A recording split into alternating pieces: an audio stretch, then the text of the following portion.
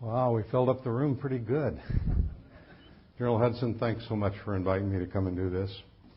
This museum is a national treasure, and every time I'm visited, I'm reinvigorated with not only the legacy of our own Air Force, but just our military history as well. It's a wonderful experience, a wonderful place to be, and have so many friends join us, including, much to my surprise, my cousin, Ron Peck, who drove over from the Belleville area and surprised me right there. He did this once before. I was here last in 2007, and he did the same thing. So, Ron, thank you. Have I got any classmates in the room? Good. There's always a couple of questions that come up. Where'd you get the airplanes? With a couple exceptions, I won't be answering that question, so don't waste your time writing it. Another question that comes up is, so what's with the mustache? And it started as one of those Robin Olds mustache march things. And then I was at a party, a wedding party, and the bride's father was a very senior CEO of some big company, and he heard I'd written this book, and so he started talking to me about it, and he said, that's really cool, and he said, I like your branding and so on, and I said, what do you mean branding? He said, the mustache. I said, really? You're talking about a mustache as a brand? He said, oh, yeah. I said, well, tell me more. And he said, nobody is ever going to remember a fat, old, bald-headed fighter pilot. But the jackass with the mustache is hard to forget. It's actually a medical experiment, trying to figure out what will grow on my lip, but why it won't grow on my head.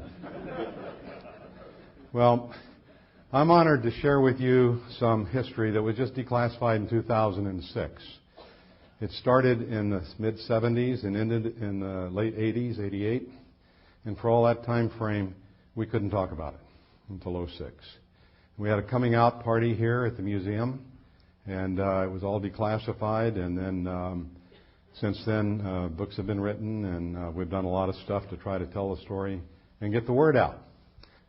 Okay, so this is a story of the Red Eagles. The men came to call themselves the Red Eagles because they thought there was a Russian fighter squadron, a weapons school type equivalent, that called themselves the Red Eagles. And that patch was an adaptation of what was thought to be that Russian squadron. Now, we've never been able to verify it, but it seemed pretty good. The patch was kind of cool, and so that's what we went with.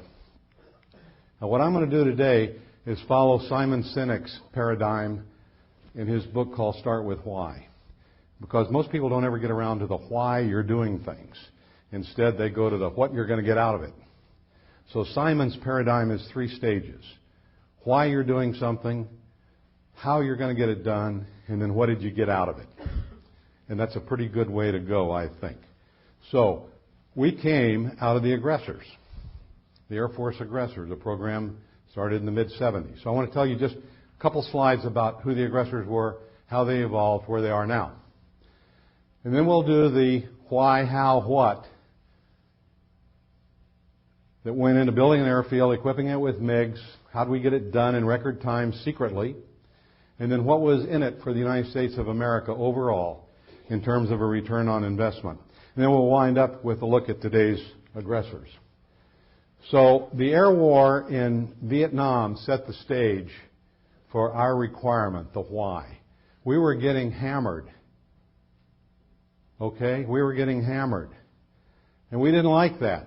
And so the weapons school at Nellis put together a little briefing, and they had an opportunity to sit down with General Momeyer, who was the commander of Tactical Air Command at the time, and give him this briefing. And they made points like, sir, we're going out and flying F-4 against F-4, an airplane you can see from 20 miles away, and then we're using the same tactics against each other. In other words, there we go, neither of whom is more skilled than the other, working at learning to fight against each other. It really is not a smart way to go. And what we need is a little airplane that we can train against that would be similar to the MiGs that we're facing in combat and likely to face in the future. And General Momeyer embraced that program, and the 64th Aggressor Squadron was set up at Nellis almost immediately. And it was equipped with T-38s because they were the right airplane to try to replicate the MiGs that we were facing. They included GCI controllers in the business from the very beginning because of the Russian historical dependence on close control, where they would vector the fighters in for the attack, then tell the fighter pilot he's cleared to attack, instead of sort of freelance type roving wherever you want to and killing anything that's there. So, this T-38 was hard to see. And we knew that our formations and tactics from the Vietnam War were generally ineffective. So once we got the aggressors on the road and they went out against the F-4 bases, they had the same kind of experience. They whipped up on the F-4s pretty bad. And that validated the need for the aggressors, totally. And so, as a result, the squadrons were increased. The second one was formed at Nellis. One was formed at Clark. One was formed at Alconbury in the UK, and they supported the Pacific and the European commands. And they went out and they really did good work for a number of years. And then the Cold War ended. The nation rejoiced. Spending was redistributed. And a part of the hit list were the aggressors. Well, the Air Force did one smart thing, and that was they maintained a small cadre of aggressors as a part of the big training program at Nellis known as Red Flag. And they were assigned to the Red Flag commander, and so they participated as adversaries during Red Flag exercises, and that was good. And the reason it was good is because the Air Force eventually realized it was a mistake to shut the aggressors down. And so they started standing them back up again. And as a result, we now have 3 aggressor squadrons, 2 at Nellis and 1 at Eielson. And their mission at Nellis is to support the weapons school and, of course, the testing and evaluation, and then whatever sorties left over to work with Red Flag. So, that's the aggressor story. Now, let's go back. World War I. The biplane pilots waved at each other at the early days of the war. Then somebody got a little honked off at somebody else, and he shot a pistol at the other pilot. Not to be outdone, the next guy comes back with a rifle. Soon, somebody mounts a machine gun on the nose of the biplane. Shot the prop off. So some smart German figured out how to synchronize the machine gun so it would shoot through the props, and that was good. It was better. But let me tell you what, it was chaos. It was chaos. Until Oswald Boelke, the German ace, and some of his colleagues realized that they could generate an advantage in air fighting by working together as teams or as pairs. They didn't have any radios, so it was all kind of pre-briefed plans and all of that. But the Allies then picked up on this, and when the Americans entered the war, they taught the Americans about this mutual support and working with pairs and so on. No radios, but signals and stuff like that. It was viable. So we progressed through World War II, and by the time Korea came about, the idea of air warfare had solidified into the notion of a shooter who was going to go killing and a wingman that was going to cover the shooter from getting shot down by another bad guy. So the shooter and the fighting wingman became into fashion. Jets replaced the prop aircraft. They had radios, but it was still gun versus gun, man versus man, gun versus gun. And what happened then, that being our last war, Korea, before Vietnam, we committed the ultimate error and took the tactics of the last war with us to the next war. And in Vietnam, it worked initially because initially the North Vietnamese didn't have missiles. And so we had an advantage because we did have missiles. And then some cat named Nguyen or something similar to that showed up a mile behind us in a MiG-21 hosing us with AA-2 ATOL Sidewinder-like infrared-guided missiles. And we started getting hammered. So things had to change. And good news is, and this is the one source I will talk about, A couple of Arabs stupidly landed MiG-17s at an airfield in Israel. And then an Iraqi defected in a MiG-21 to Israel. And Israel loaned us those airplanes. And so we were able to exploit them in early programs. The MiG-21 was called Have Donut, and the two MiG-17s were individually named Have Drill and Have Ferry. But this was exploitation, like Jeff said. The test pilots exploited these airplanes. They found out how fast they go, how tight they would turn, and all of the different things that test pilots like to write down. No offense, General Hudson. Test cards were never my thing. But these guys, they did that, and then they turned the jets over to some of the tactical guys, and they flew a little bit, and they did comparisons and some tactical analysis. But the point of all this is that when this was all over, they made a pretty good movie, and they wrote books about this. Now, you're looking at Gail Peck, flying fighter pilot. I'm supposed to go into the Intel shop and pull out the books on Have Drill and Have Donut, and I'm supposed to read these books and come away as an expert in how to go air fight against that. Now, I would submit to you that that's like going to the internet and finding a book about pianos. You see? And you got black keys and white keys and 3 pedals and a whole bunch of strings. And when you pound on them, it makes noise. Does that in any way prepare you to play the piano? You see the similarity? That's what we were up against. So, a renaissance followed in air-to-air training, and it eventually evolved into this program called Constant Peg, which was sort of a capstone on our air-to-air training program. We had to master every building block along the way before you moved to the next one with our students. We came up with new formations that were largely developed in North Vietnam during linebacker by our guys as ways to deal with problems that they were having and not doing well with. So a lot of this came out of there. Plus, there was new thoughts about firepower. Why take a wingman along that you don't allow to shoot? I mean, you're reducing your force structure by 50%. So new thoughts about who could shoot and firepower. So these all came out of this renaissance that did bring us into a great, great, great capability in air-to-air. So, back to the story. Why? Why did we upgrade it? I hope we've kind of answered that program a little bit. And the way it evolved is this. In the fall of 1972, I reported to Nellis as a weapons school instructor, fighter weapons school instructor in the F-4.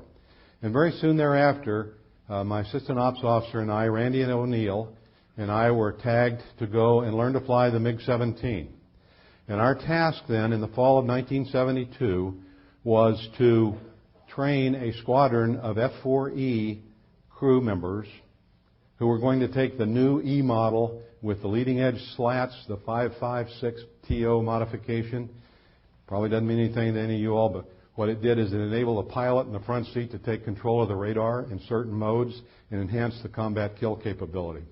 It had Tizio, a telescopic system on the wing that's followed the radar. So if we found a radar contact, you could use the telescope to identify the bad guy, and you could shoot beyond visual range.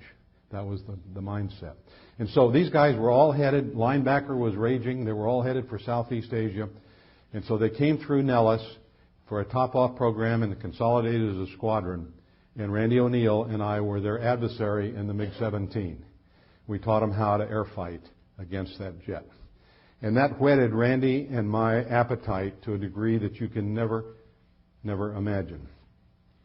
When it was all done, and this only lasted 2 or 3 months, when it was all done, Randy went to be the assistant ops or the ops officer of the 1st Aggressor Squadron, and I went back and ultimately ran the air-to-air operation at the Fighter Weapons School.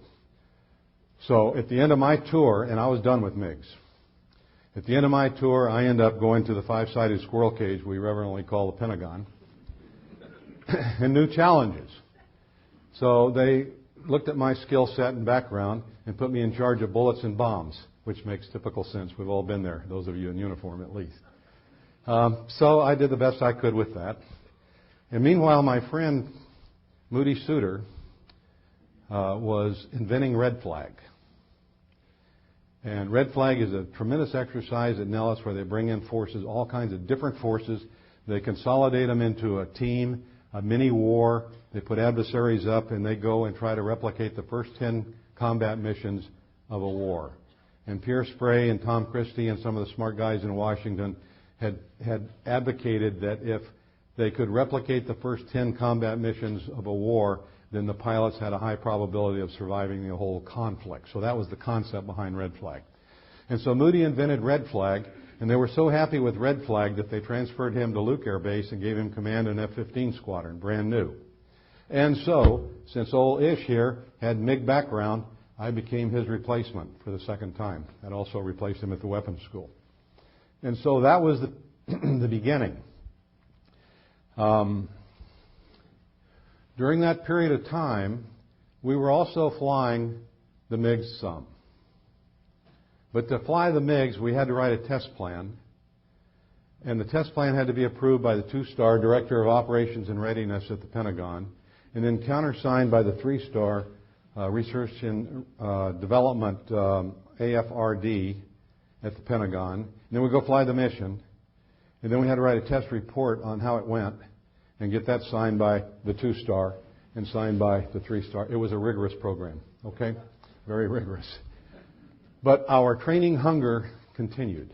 And ultimately it led to the opportunity that I call the beginning.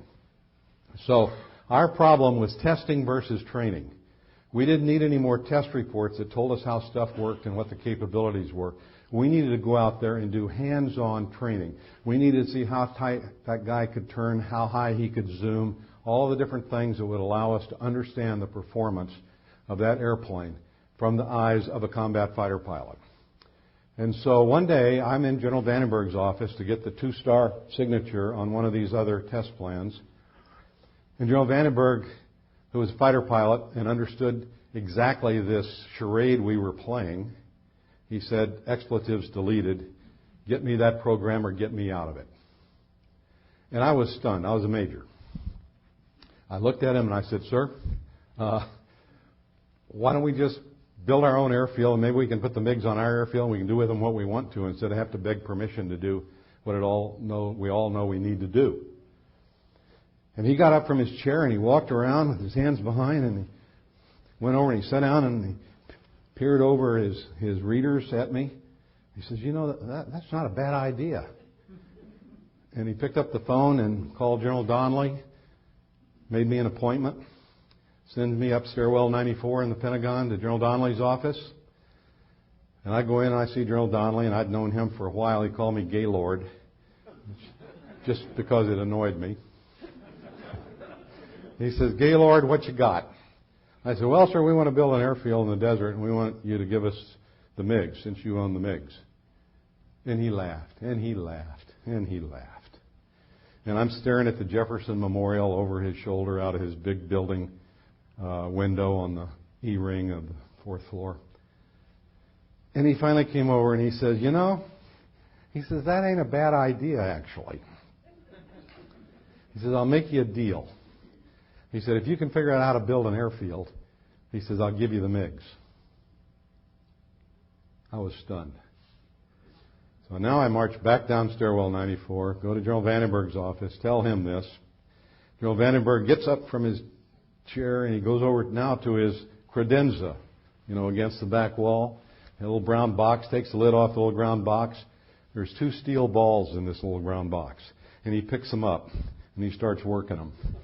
And he comes and he sits down in his chair and peers at me over the readers.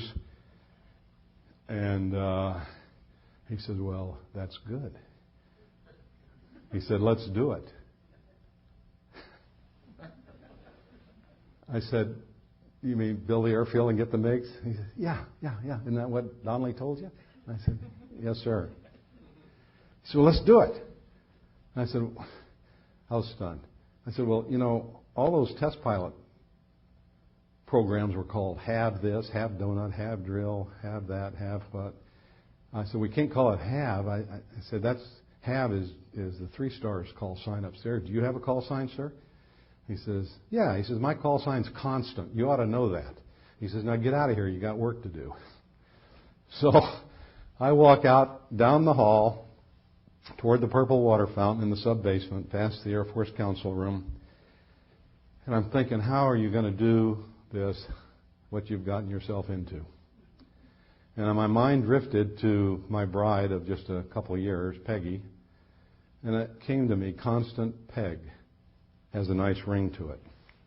So that's how it was named. General Vandenberg, the Director of Ops and Readiness, and Peggy Peck. We lost Peggy in 2002.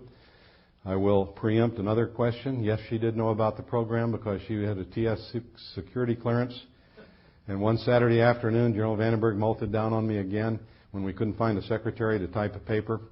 And he said, doesn't anybody know a secretary in this building that can come in and do this? And I said, my wife could. He said, who's your wife? And I said, that's Peggy. He said, same Peg? And I said, yeah. He said, well, okay. She got security clearance? I said, yes, sir. He said, get her in here and brief her. So we did, and it scared her so bad she never would talk to me about it the next 20 years. But we briefed her. So how can we do this? How can we make this happen where we can fly actual Soviet airplanes and train American fighter pilots? Well, I'm sitting at my desk there one day, and I get a call from a colonel. I'll leave him unnamed. And he said, come on up to my office. So I did. He was on the 5th floor, I think, another E-ring. Could see Crystal City out of his office. And he shut the door, and he pulled the drapes, and he opened a 2-drawer safe, and he handed me a manila envelope, and he said, take a look at this. Well, I opened the envelope, and there were pictures. I said, what is that? He said, I can't tell you. He said, but it's invisible to radar, we think. And he said, if this works out, he said, well, I think you can come to your own conclusions about how you might need to know about this. I said, well, who can I talk to about it? He said, nobody. He says, you're not briefed. And I said, well, can you brief me? He says, no, I can't. He said, but I suggest you figure out how to get briefed. Well, you can see things didn't exactly happen overnight. But I did figure out how to get briefed. I got briefed in on Have Blue. And Have Blue was the prototype articles of the stealth fighter, the F-117, the prototypes. You notice the tails are pointed in instead of out. It's a smaller airplane. So, fortunately, I had a gang of 3, I called, established. I was at the air staff. My friend D.L. Smith, who downed the Paul Doomer Bridge with laser-guided bombs during linebacker, and sadly was lost at Cleveland Lakefront Airport when he jumped out of a T-38, a Thunderbird airplane, after they hit birds on takeoff and didn't make it. And Glenn Frick was my guy at Nellis. When we flew MiGs, he was the guy that was making all of that happen. And Glenn, sadly, we lost him of leukemia a few years ago. But this was the gang then that came to do this. There are leadership lessons in my talk, and they fall mainly into the category of trust. In that our general officer leadership, of which we had great leadership with General Vandenberg, General Donnelly, Major General Jim Curry was the PR, the Programs and Resources. Colonel and then later Major General Dick Murray was the money guy. And these guys trusted us implicitly. We kept them informed. When we had problems, we brought the problems to them along with the solution. They gave us the go-ahead, no micro at all. We ran the operation, the Gang of 3. So we want to build this airfield and secretly fly, and they're going to need a secure home for this operational derivative of the F-117 if it works out. So it makes perfect sense that we can fly MiGs in the daytime and the stealth fighter at night, and everybody will be happy. How can we do that? Well, we had a lot of meetings. And finally, one of the generals said, well, you know, there is this Secretary of Defense's Emergency Military Construction Fund, which is a $10 million bucket of money which has already been approved by Congress.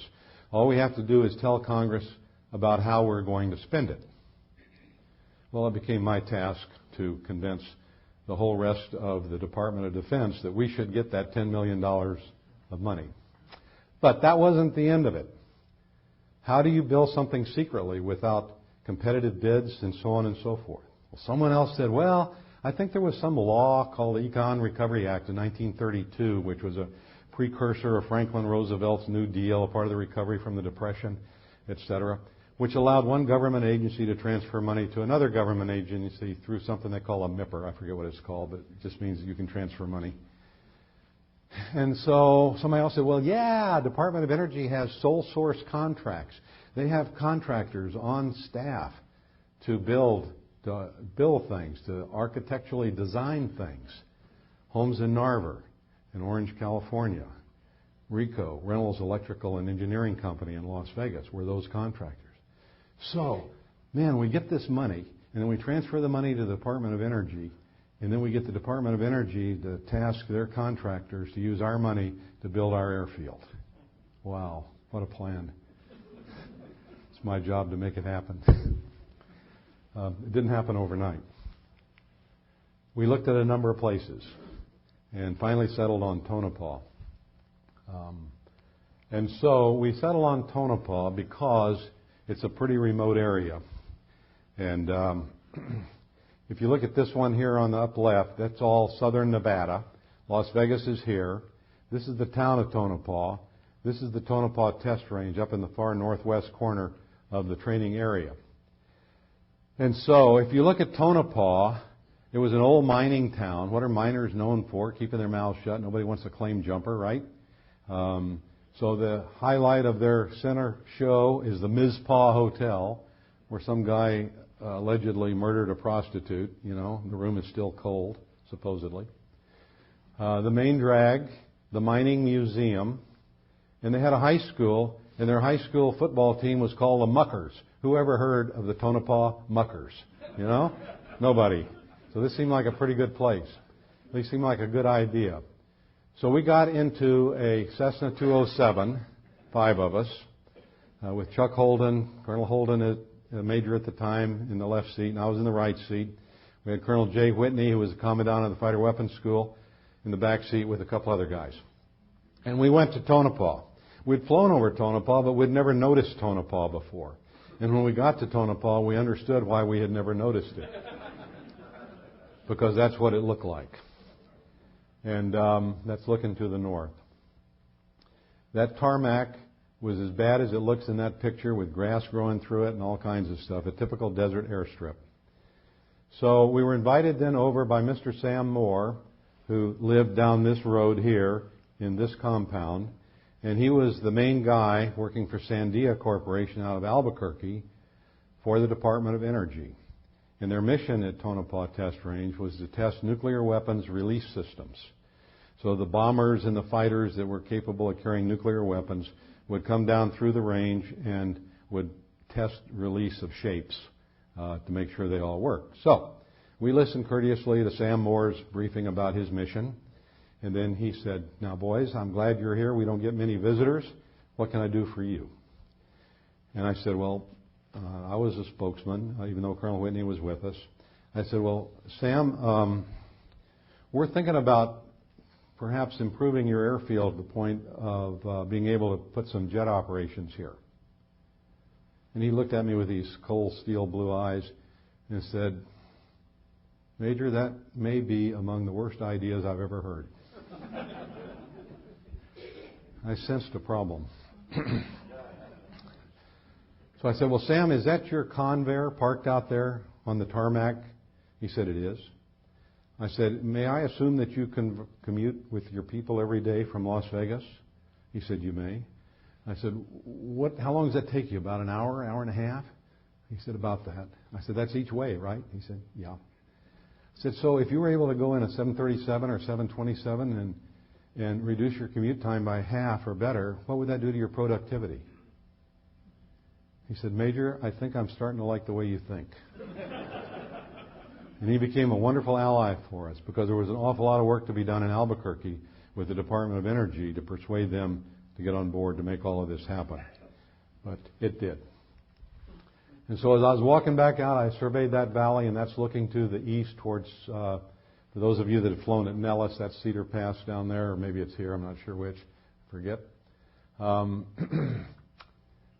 Miles and miles of nothing but miles and miles. I'd never been any place where I could see any further and see any less.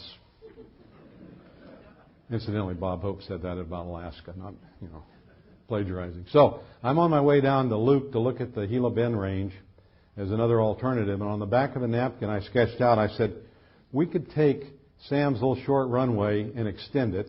We could put turnarounds. We don't need no stinking taxiways. We don't need a control tower. We build a little tarmac patch here and put 3 hangars on it. We have a maintenance area between one set of hangars and an ops area between the other set of hangars. We put our fuel out here in POL areas. Sam's still got his compound over here. He'll be happy. We'll build him a little pad to park his Convair or whatever he gets, his 727 or whatever on. And by the time I got to Phoenix Sky Harbor Airport, I'd convinced myself that Tonopah was where we needed to go because of the proximity to Nellis, the Red Flag, the Fighter Weapons School. The Navy was already talking about moving Top Gun from Miramar up to Fallon, so the proximity just made perfect sense. So I didn't even go out and look at Gila Bend. I ended up back at the Air Staff, and I had to put together a briefing book because I had to clear this. I had to get a top line through the Air Staff and then take it to OSD and get a top line through OSD in order to get the Secretary of Defense's money. Well, that all worked out. Down at Tactical Air Command, D.L. Smith was working hard on a concept of operations. Along the way, we decided to invite the Navy and the Marine Corps to participate, since they'd been participants in Have Donut and Have Drill, Have Ferry. I ended up getting an assistant secretary on the 3rd floor of the Pentagon to sign off on it for the secretary, and so we were good to go. So I went across the river with my little briefing book and its locked briefcase, and I briefed the chairman's staff of both the House and Senate Armed Services Committee and Appropriations Committee to fulfill our part of the requirement to notify Congress on how we were going to spend the SecDef's emergency military construction money. And that all worked out just fine. The Navy accepted our invitation. They said, we really want to play, but we don't have any money. We said, that's no different. We know. So one day I'm sitting at my desk and my phone rings, and this guy says, Peck? Yes, sir. He said, this is Augie. Augie. Oh, yeah, Augie at Holmes and Narver? Yes, sir. That's the architect. And he says, can you come out to Orange for a powwow next Friday morning at 8 o'clock? And I said, I'll be there. So I was. And he took me upstairs to this conference room in these smoky windowed, all the way panoramic. You're looking over the dirigible hangars there in Santa Ana, and it was a clear day and all. It was beautiful. And there was this long, skinny table down the middle of this conference room, and this room was full of engineer guys, I think, because there were slide rules in hip pockets and these little pencil pad protectors in their pockets and stuff. The room was full, and the table was covered. It had lemon water, and it had fruit and pastries and stuff like that on it. And every chair was full, or was filled, except for one at the end. And Augie told me, he said, you go sit there. So I sat there. Should have had a clue that something was coming, because I already had pastries and fruit already on a little plate. I didn't have to go grab for it like the others. And so Augie starts talking about this architectural and engineering plan. Everything from concrete to heating, ventilating, and air conditioning, electrical, halon in the hangars for fire protection, et cetera, et cetera. And the further he went through the brief, and the more I'm leaning forward. And he gets to the end, and he says, well, Major, what do you think? I said, Augie, I think you've hit a home run. And he said, He said, well, and about that time then, this started to look like a tennis tournament, where all these people along this table would look at him, and then they'd look at me, and back and forth like this. And finally he says to me, well, Major, are we going to do this project or aren't we? And that's when I first realized that I'd been suckered into a civilian decision briefing, that I had no authority to host or to make the decision. I took a deep breath and said, we're going to do it. It's a go. And these guys all jumped up and they started beating each other on the back and hoopla and carrying on. I'm saying, my God, I got to get out of here. So I got back to the Pentagon the following Monday morning, and the general said, you done good, boy. You're okay. So we pressed on. And these are some of the original blueprints that I found up at Tonopah later. And the museum here has a copy of the complete set of blueprints for all of it for hopefully a future display. So then I'm sitting at my desk at the Pentagon again, and my guy at Nellis, remember that was Glenn Frick, he calls me and said, what do you want first? I said, give me the good news first. He says, TAC has agreed to set up the squadron on the 1st of April. It'll be called the 4477th Test and Evaluation Flight. And I said, well, Glenn, why is it going to be a flight? It's supposed to be a squadron. He said, well, they figure it'd be lower profile as a flight. I said, okay, I can live with that. What's the bad news? He said, the bad news is I made colonel, and the colonel's group is already telling me I'm going to Egypt in October. I said, Glenn, what's going to happen to our project, our plan? And he said, I don't know. He said, I suggest you call Jay Whitney and Colonel Ron Clements, the leadership there at Nellis, and ask that question. So I hang up, and it's not 2 minutes. I'm still staring at the phone, and it rings. And Peck, yes, sir. This is Jay Whitney at Nellis. You interested in coming out here? You hear what happened to Frick? Yes, sir, I did. He said, you interested in coming out here and finish this project that you and Frick got started? Ron Clements asked me, the wing commander asked me to call you and see. I said, can you see me smiling? If General Vandenberg will let me go, I'll be there with bells on. And so that is what happened, and that's how I ended up back at Nellis. Okay, so this is a picture that I found on the internet, and I didn't realize that international marking's on the tail, so don't anybody call me out on that, okay? But I'm sitting at my desk one day, and Major Jerry Huff comes in. He says, hey, boss, I'm a brand new guy now at Nellis. I'm doing the aggressor training program. I'm learning to fly the MiG-17, same time. And he comes running in my way. He said, boss, the first Cessna 404 is here. I'm going over to McCarran Airport this afternoon to pick it up. And I said, Jerry, what's a Cessna 404? He says, you know, the airplanes that we leased. I said, we leased airplanes? He said, yeah, we leased 3 of them. Didn't we tell you that? I said, no, Jerry, what are we going to do with them? He said, boss, how are we going to get to work? I said, oh, how many seats? He said, 11. I did a quick count. We had 29 hands at the time. So I guess that'll... Jerry, who's going to fly these things? He said, He said, didn't I tell you you're due at Terra training in the morning at 8 o'clock to start your FAA multi-engine checkout? And so all of the pilots on the project got FAA multi-engine ratings. We parked the airplanes on the ramp at Nellis, there by the Thunderbird hangar where the F-16s are parked in the shades now. Every morning at 6 o'clock, everybody showed up, we manned up, and we went to work. And the project started coming together. This is the tarmac with the footprint for the 3 hangars. We had the concrete laid in because MiGs leak, and MiG jet fuel and asphalt don't mix. They make slurry, which is bad. So we had the foresight at least to have parking pads there and for our refueling hard stand. And they poured concrete.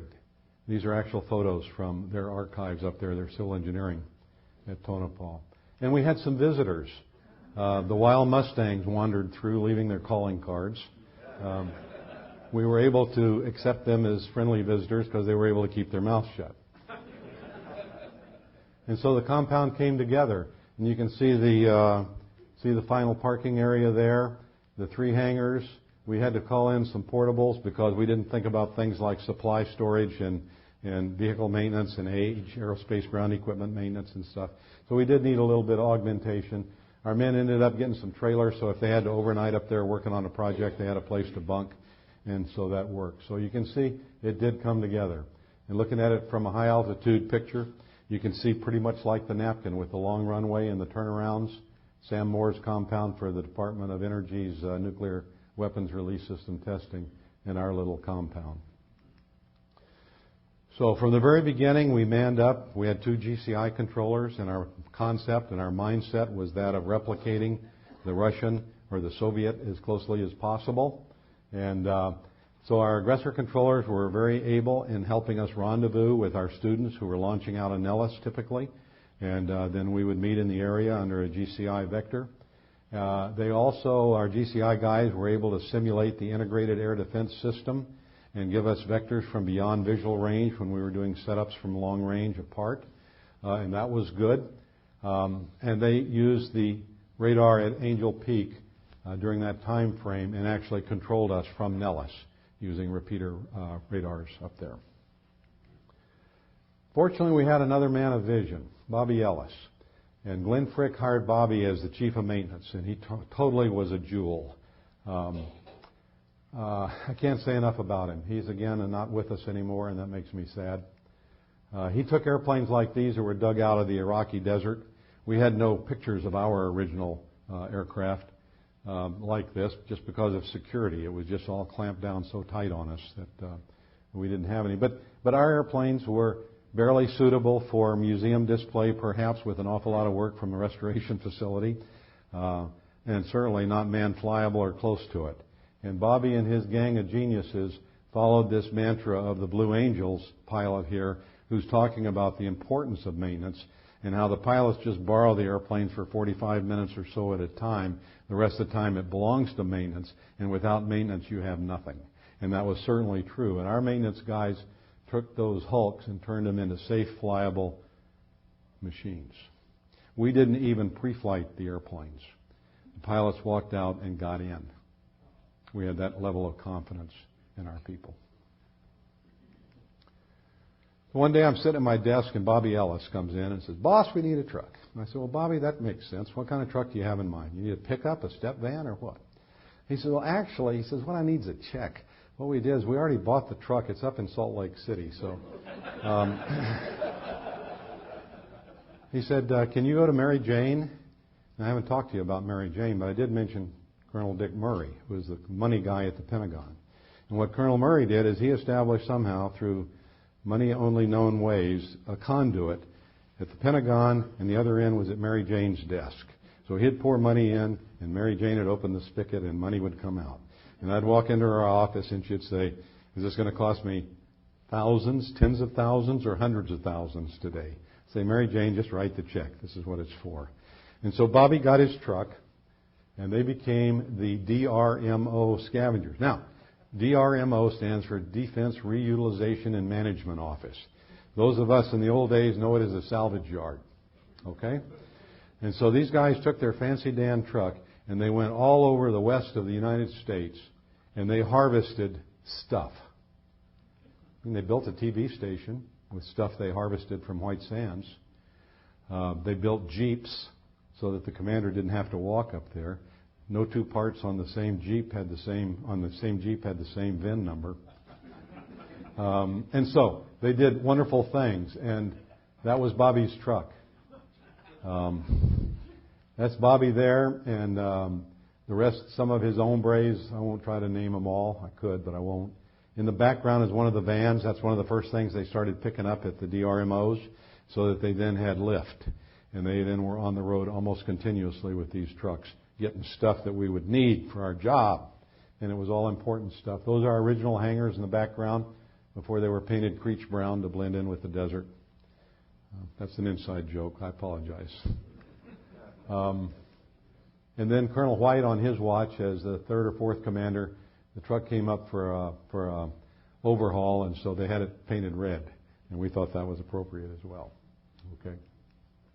And we outfitted with MiG-17s. That's the initial arrival. I'll show you a short clip that shows you how well the MiG-17 turns. And there are two clips. The first one, you're in trail with the MiG-17, and all of a sudden the MiG-17 pilot pulls back on the stick, probably pulling 6 or 7 Gs, and you'll see the attacking airplane starting to overshoot badly. In the second clip, you'll see the gun sight of a 105 being drugged through a MiG-17 because the pilot didn't have the G available to hold the pipper on the target. There's no sound to this, so you can see the MiG there. You're in trail with him, and now he sets that wing, and wow, immediately you're overshooting. And here's the one with the thing going through the gun sight. That missile doesn't hit anything. I ought to take it out. Okay, this is the Hab Ferry airplane. The MiG-17 we knew as 055. So I've got a lot of just pictures of MiGs that I thought would stimulate your interest, and as we go through those, it'll go fairly quick. We continue the story, though. And we equipped it with MiG-21. I landed the first MiG-21 at Tonopah in July of 1979. It was a flight of 6, 4 MiG-21s and 2 MiG-17s. And that's the cockpit of the MiG-21. When I got in this airplane to check out, my crew chief was the Assistant Chief of Maintenance, Don Lyon. I looked over at Don. I said, "I can't fly this airplane, Don." He says, "How come, boss?" I said, "Don, I don't know where all those switches go." He said, "Hell, boss, just put them all up." And I said, "Oh, okay." But you can see how busy that cockpit is, and there is the ubiquitous white line that's up and down the dashboard instrument panel of every MiG. And that's what you do if you're out of control in the MiG. You put the stick forward on the white line. It's just one of their techniques. Not a bad idea, actually. So here we have a MiG-21 on takeoff. And the afterburner on the MiG-21 is a harder light than a T-38 or an F-5, but not as hard as an F-100 or a 105. Rudder becomes effective at about 30 knots, and it's hand pneumatic braking to keep it straight until the rudder is effective.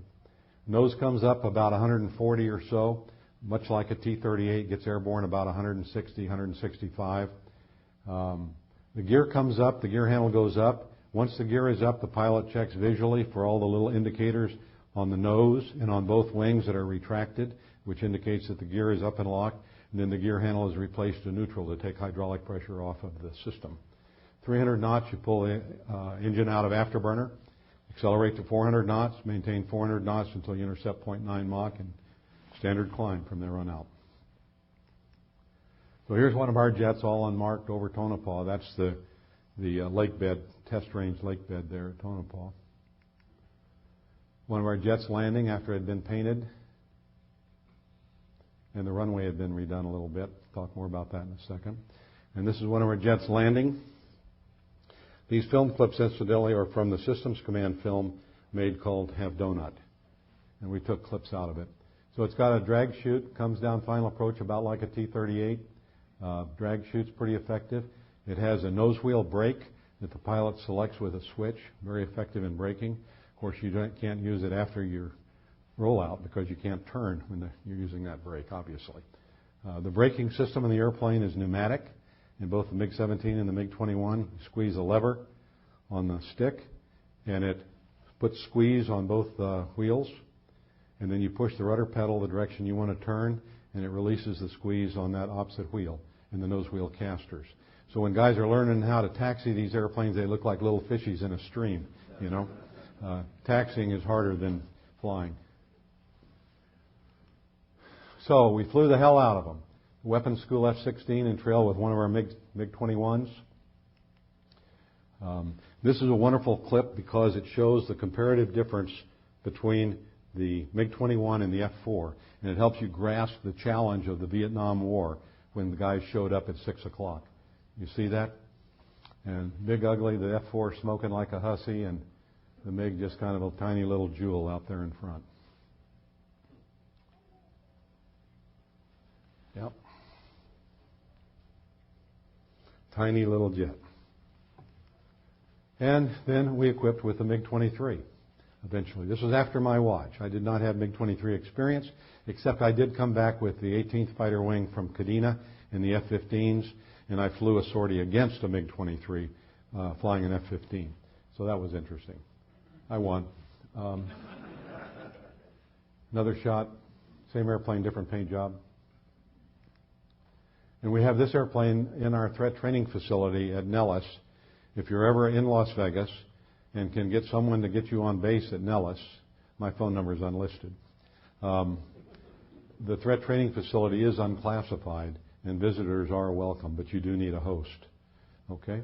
They've got this airplane in there. Also have a MiG-29 in there with the canopy and the cockpit open. All right? So we had A-10s come and visit. We had to cut down some of the fence in order to get this guy's wings through at one point in time. And sometimes the A-10s played here in formation with a flogger. He got his wings forward, flogger does. Playing with our C model F-15, the air superiority game. Flogger in the traffic pattern. Here his wings are forward. You can see the landing gear is starting to come down. The fin, the ventral fin, is still all the way down. If you go and look at the one on display here at the museum, you'll see it's up 90 degrees. When the gear comes down, the fin folds up on the side to get it out of the way. Sometimes the F-14s came in and refueled, in this case on our refueling pit. We only did that once, where they were allowed to taxi in and out because they blew stuff over everything with all of their jet blasts. So after that first experience, the guys tell me thereafter the Tomcats shut down and were towed in and towed out. So that was fine. Nice looking airplane, huh?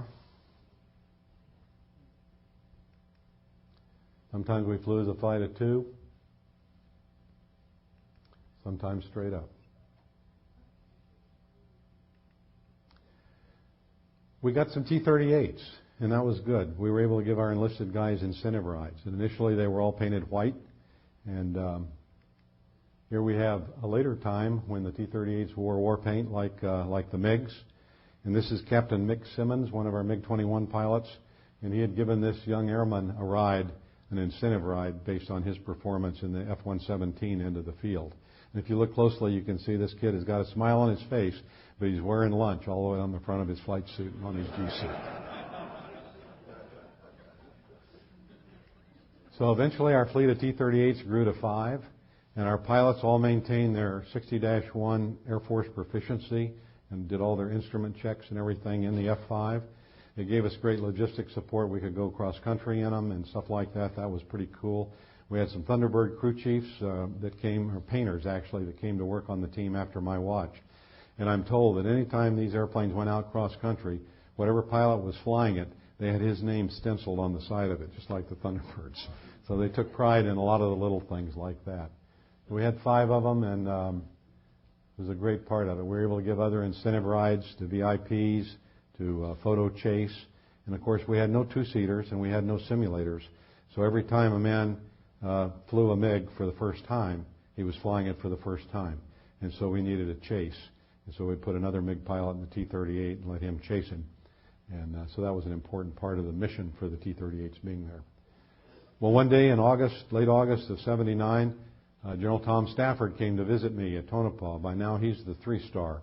He was in charge of that HAB Blue thing, or inherited it. So I just knew, although it was never said, I just knew that General Stafford was coming to look at us as an operating location for the F-117. So it was an initial visit. And we showed him, briefed him on all our security. Our security was very well set up by a retired and now deceased colonel by the name of Don Muller. And Devil Muller set it up so that once you were briefed in, you were in. Once you were briefed out, you were out. Even as a commander, I had no look back after I left the program. So it was very, very good. We gave General Stafford a tour of the facility. He must have liked it because our $10 million project caught fire. You can see we got a concrete ramp. We got 2 new big hangars for our MiG-23s that we didn't have before. We got a stinking taxiway and a stinking control tower. Neither of which we felt we needed, but we got. And so as a result, our $10 million project blossomed into a $400 million plus airfield. This is our operation down here at the south end. This is the first increment of the F-117 hangars. They all had their own hangar, each airplane. And there were 2 more increments that were built down in this area. I'll show you a picture of that in a second. So the 117s had a home. They're in their hangar, remarkably similar to our hangars for our MiGs. Interesting, since Holmes and Narver designed them and Rico constructed them. And so did the MiGs. And that's what the airfield looks like today. You can see the second 2 increments. Our operation was down at the far south end. Okay? It's looking south. So how do we do all this? Well, we got it involved with side-by-side training where we would brief, usually over the phone, and have a rendezvous time and a rendezvous point. Our GCI would get us together, the F-5s or the F-4s or the F-15s or F-16s, whatever. Usually a flight of 2 would show up. As often as not, we would go out with 1 MiG-17 and 1 MiG-21 initially, and then we would rendezvous with our 2 playmates, and then we would each go one-on-one with our own playmates. We'd have them take a look at us, look at us from the left, look at us from the right. When they're joining up on us, all we could look at them and see eyeballs getting bigger and bigger as they got closer and we're seeing a MiG for the first time ever in flight. And so then we'd put them back in trail and say, okay, just follow us around. We'd do some lazy 8s and chandelles, maybe some rolls. And then we say, okay, how do you feel? You feel comfortable? I feel comfortable, sir. Okay, take a perch. And so a perch is an offensive position here with the MiG out front, about a mile back, a couple 3,000 feet high, and the MiG is called fights on. And so the MiG then started a defensive turn, an attacking airplane would come in. Almost invariably, they would overshoot the first time. We'd reverse and hose them.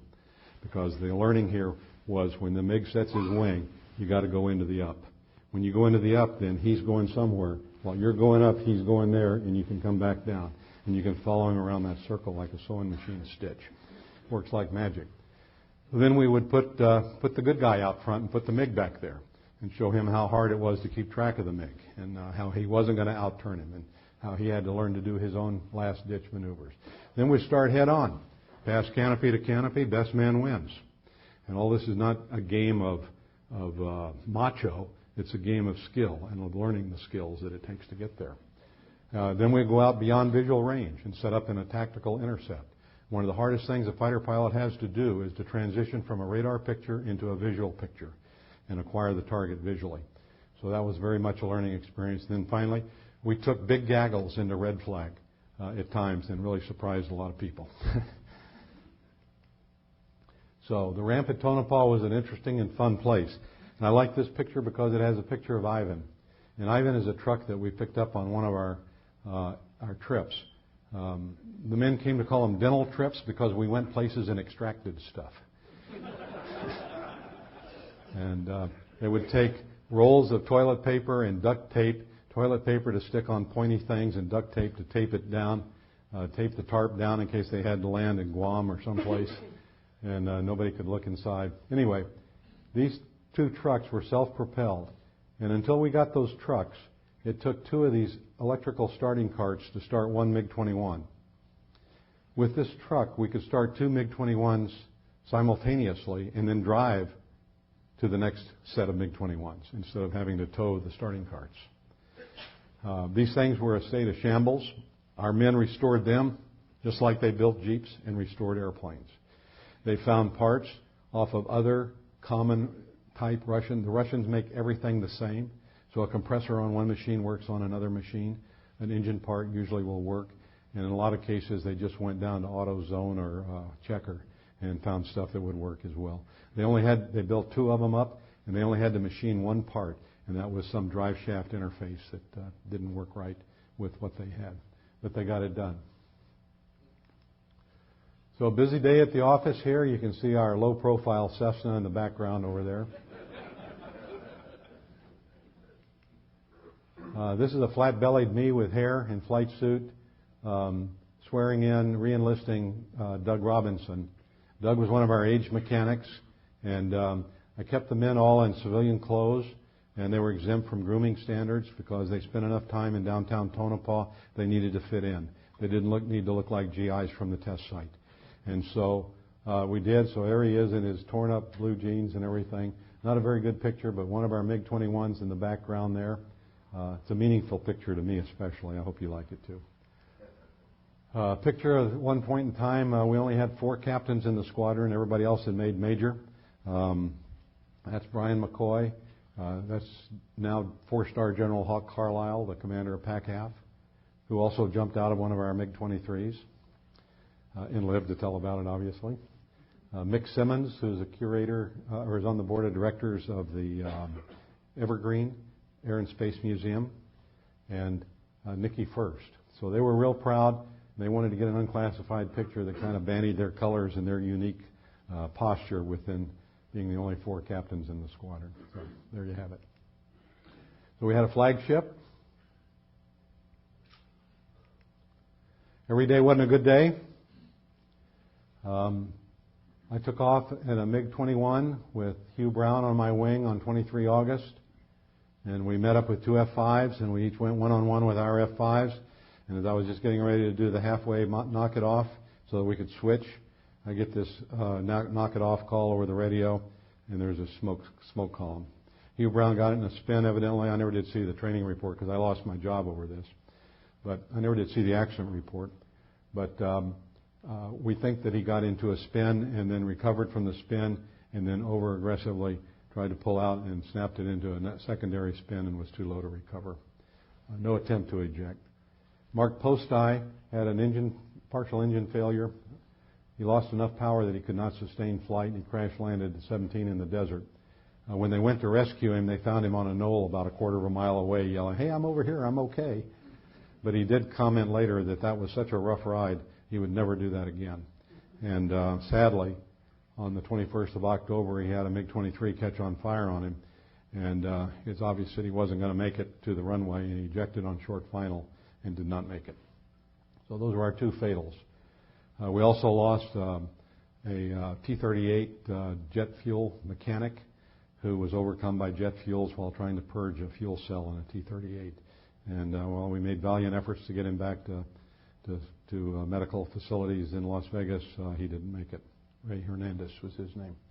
And so then we had the two others. This was General Carlisle's. He got it out of control, and he jumped out below the level of the hills. Unfortunately, he was over a valley. He rode the seat for a long time, even so. He said he was about to manually try to get out of the seat when it finally kicked him out. And his comment back to Jack Manclark, who was the commander at the time, was, "Boss, we got to look at the barometers in those seats." So this is an eye chart, I know. Let me take you through just 4 or 5 points.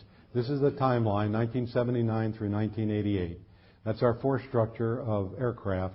We initially started with 4 and 2 and then 2 more MiG-21s to give us a total of 8 airplanes. And then over time we ramped up. Now Mark Postai lost an airplane here, and so they shut down the MiG-17 operation from that point on. But that was the same time we were ramping up with the MiG-23s. So at the height of the program in 1985, we had 27 flyable airplanes. They weren't all flyable the same day, the same time. In some cases, parts were needed to be canned off of one onto another. But we had that many that were flyable. And so over that near 10-year period, we flew over 15,000 MiG sorties and trained almost 6,000 American airmen, Air Force, Navy, and Marine Corps pilots and WSOs. We had a lot of challenges. We didn't know how long those engines were going to last or where we were going to get parts. We had a big problem with migratory birds called the great horned lark, which is a stupid little bird about that big that likes to eat the sagebrush seeds from the tumbleweed blowing across the tarmac. You get the picture? Suddenly we had feeding pins out there called a runway for these things when they came through.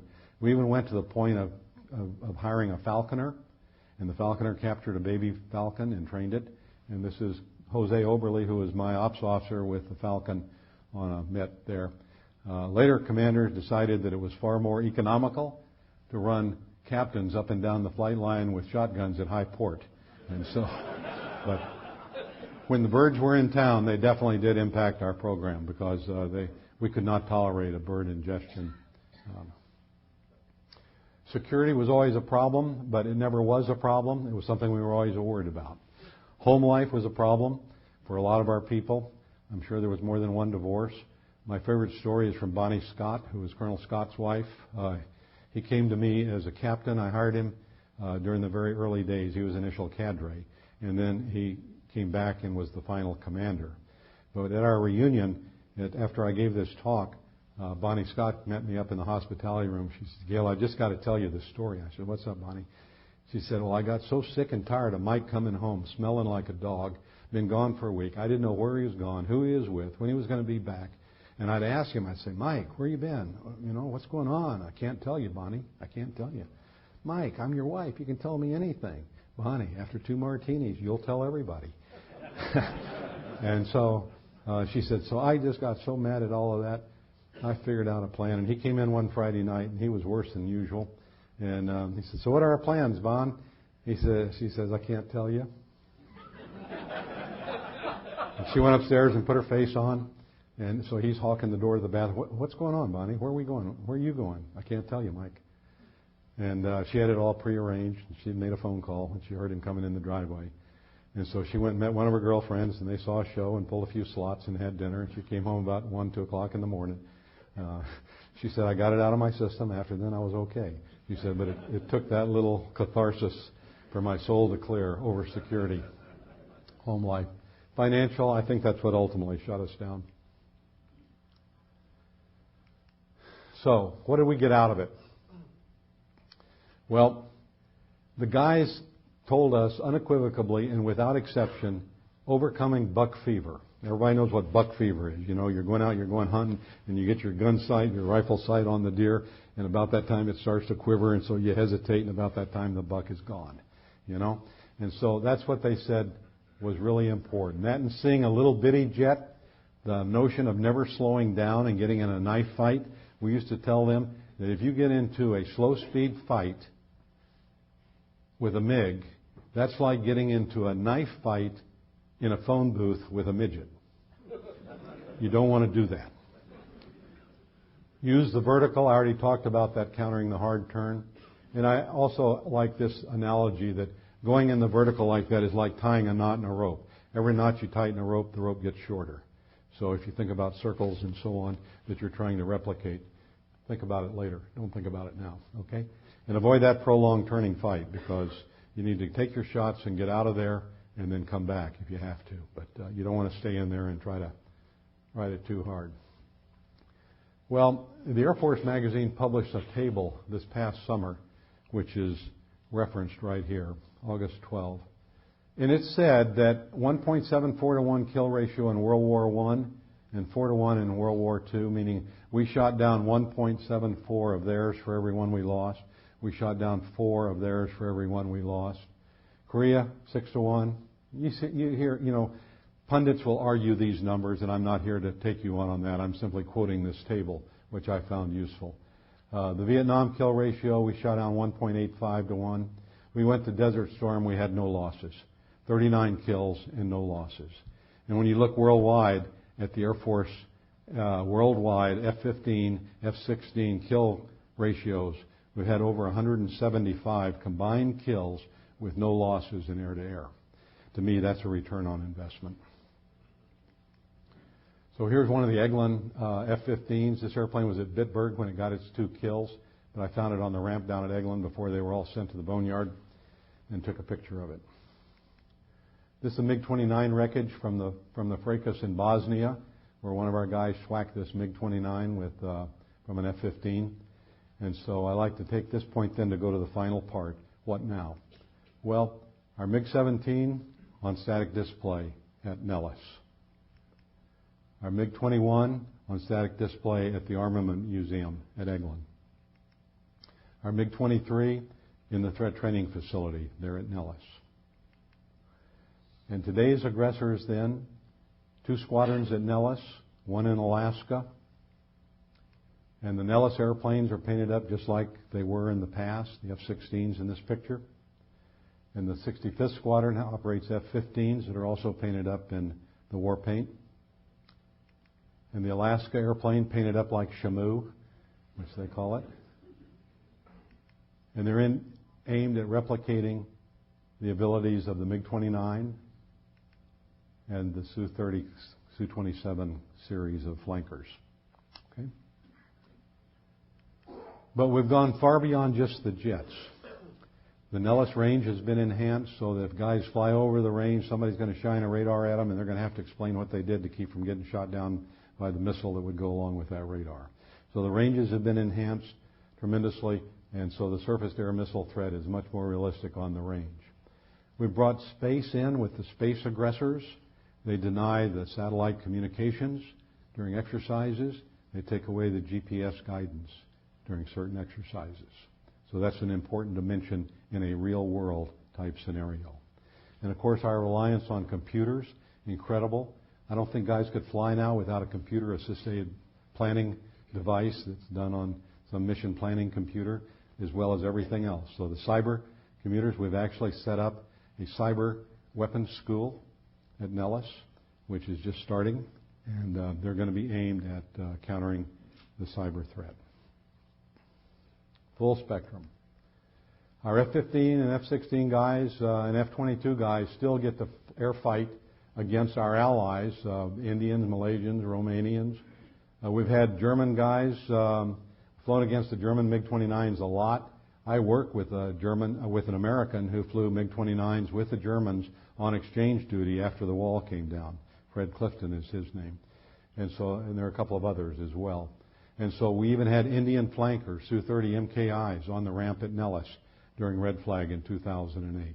So we don't have the exposure that we used to have at our level, but we have exposure. So that's good. So the concluding words are: be careful what you ask for. The last time somebody gave me a credit card, that's what we did.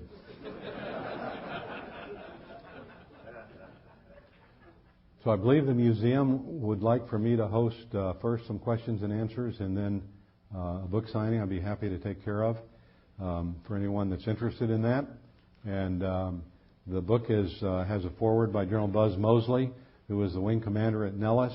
He also was the F-15 Fighter Weapons School Division commander, a man who was very, very experienced in flying and fighting against us, and he was gracious enough to write the foreword for me for the book.